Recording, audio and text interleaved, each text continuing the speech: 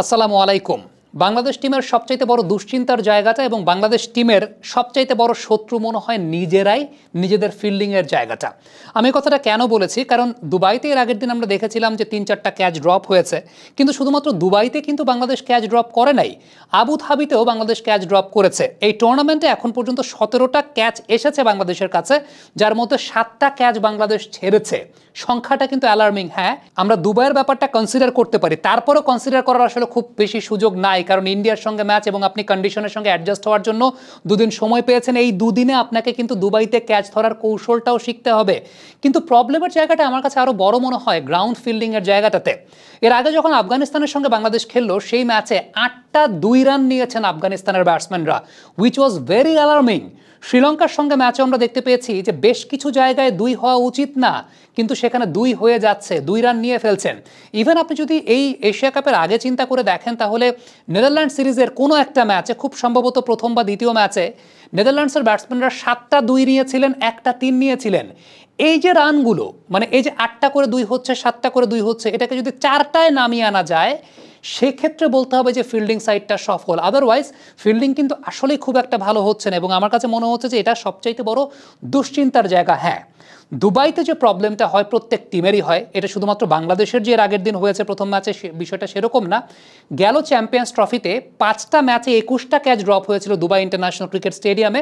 India team তারাই 4টা catch drop করেছিল শুধুমাত্র ফাইনালে, শুধুমাত্র ফাইনালের ক্যাচ ড্রপ করেছিল। আইপিএলের ইতিহাসে এই ভেন্যুতে সবচাইতে বেশি সংখ্যক ক্যাচ ড্রপ হয়েছে, 93টা ক্যাচ ড্রপ হয়েছে আইপিএলে এই ভেন্যুতে, দুবাইয়ের ভেন্যুতে। গেল নারী টি-20 বিশ্বকাপে, এই পরিসংখ্যান আমরা এর আগেও দিয়েছি, গেল নারী টি-20 বিশ্বকাপে কিন্তু 20 ম্যাচে 88টা ক্যাচ ড্রপ হয়েছে। Can you believe that? 20 ম্যাচে 88টা ক্যাচ।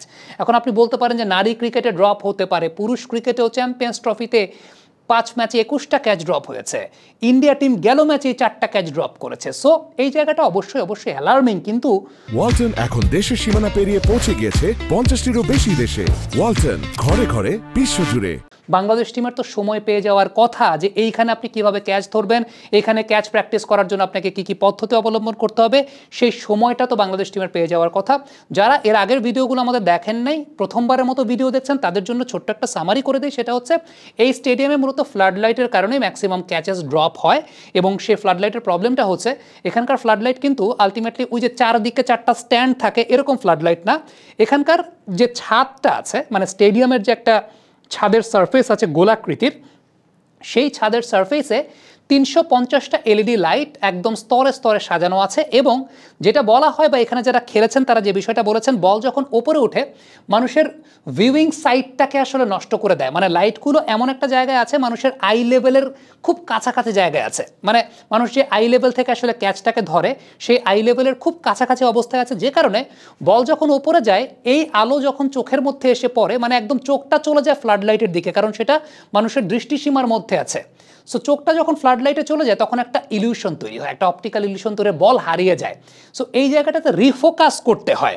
ইন্ডিয়া টিমের যিনি ফিল্ডিং কোচ টি দিলীপ, তিনি সাম্প্রতিক সময় একটা সাক্ষাৎকারে বলেছেন, সেটা হচ্ছে তারা ইন্ডিয়ান টিম এই মাঠে প্র্যাকটিসের জন্য, অর্থাৎ এই মাঠে কিভাবে ক্যাচ ধরবেন সেই প্র্যাকটিসের জন্য তারা রিফোকাসের প্র্যাকটিস করছেন।